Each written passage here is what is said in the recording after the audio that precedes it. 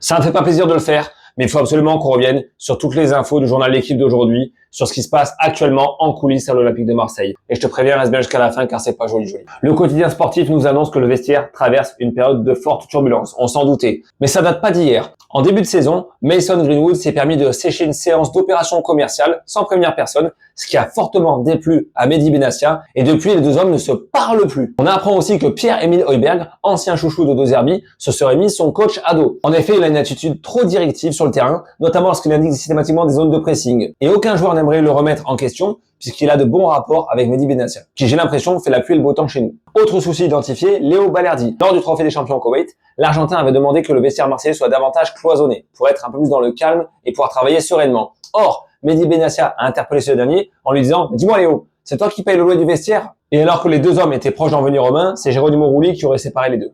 Et enfin, dernier épisode en date, suite à la défaite face à Bruges, Roberto De Zerbi est totalement muet depuis plus de 24 heures. Il n'a pas parlé aux joueurs, il n'a pas participé à la séance d'entraînement collectif et le vestiaire semble désormais fracturé. Alors entraîneur, joueur, dirigeant, mais qui fait la loi à l'OM ? Qui est-ce qui impose les règles dans ce club? J'ai l'impression que ça part en sucette dans tous les sens et c'est du grand n'importe quoi. Mais je pense ne pas me tromper en vous annonçant qu'à la fin de la saison, ces quatre messieurs-là, ces quatre hommes-là ne feront plus partie de l'Olympique de Marseille. Toi, t'es d'accord avec ça?